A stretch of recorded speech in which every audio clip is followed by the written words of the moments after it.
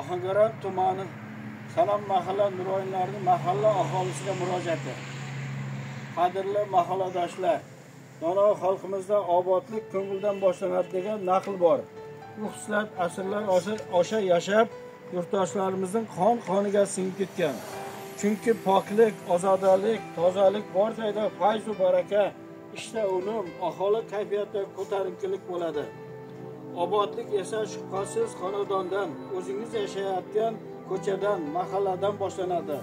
Hurmatli prezidentimiz tashabbusi bilan bir necha yil avval yurtimiz bo'ylab yashil makon loyihasi boshlangani naqadar to'g'ri va oqilona bo'lganini hayotning o'zi ko'rsatmoqda.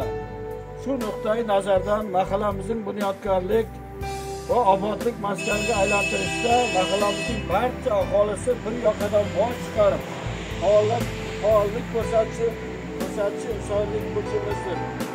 Aziz yurtdoshlar, aziz mahalladoshlar, dono xalqimizda yaxshidan boq qoladi degan bir munosabat bor.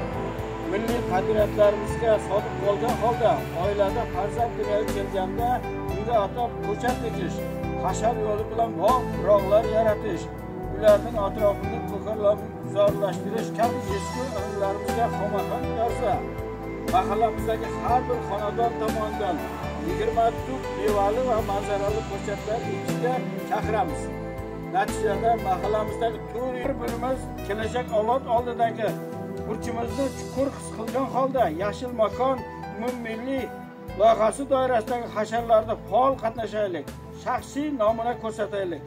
Toki bizdan farzandlarimizga yashillikka burkangan go'zal vatan, obod mahalla qolsin. Rahmat e'tiborlar. Yashil makon bo'lishligi bizning hissasini Allohning hissasi. Chiqaram chiroqku bu.